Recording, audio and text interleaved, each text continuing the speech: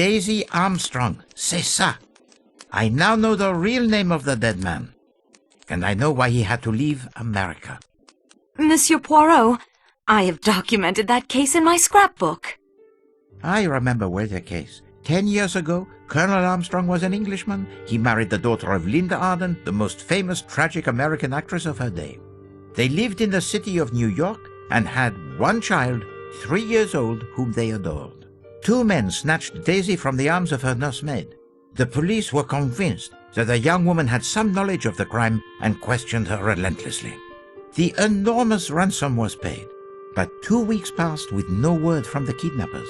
And then there was a break in the case.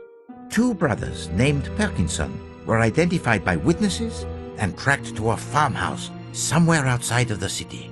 The Perkinsons were arrested at the farmhouse where they and a woman not identified had been hiding. They were tried and convicted. At their trial, they implicated Cassetti, not only as the mastermind of the scheme, but the man who shot the little girl. The tearful testimony of the Perkinson brothers surprised many, but they admitted their guilt. And in America, the crime carries the maximum penalty. During the sentencing, the Perkinson brothers tried to make the escape. Jeffrey was captured, but not his brother Robert. And Cassetti had vanished without a trace. Madame Armstrong gave birth to a dead child born prematurely, and she herself died. The evening after the double funeral, a broken-hearted Colonel Armstrong returned to the family brownstone on Park Avenue, locked himself in his study, and shot himself. A body was discovered in the New York harbor shortly after Jeffrey Perkinson died in the electric chair. It was identified by a relative as Robert Perkinson. If he was a suicide or killed by Cassetti, was never known. Cassetti was still at large, seen now here, now over there, and still more tragedy was to follow.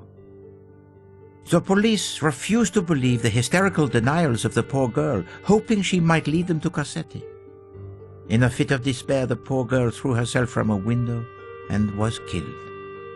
It was proved afterwards that she was absolutely innocent of any complicity in the crime. Cassetti was the man, there can be no doubt. He had used the same methods in the past, hired men down on their luck to do the dangerous work, but taking most of the ransom for himself, and always killing the victim if the police were closing in. He had many enemies, that one. I cannot regret that he is dead. I agree with you, mademoiselle.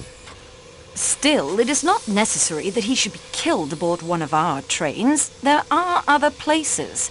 Indeed. The investigation continues. And we progress, no? And now is the time for the assembling of the evidence. Collect all passports, gather information about our suspects, seek out any clues, follow every possible trail.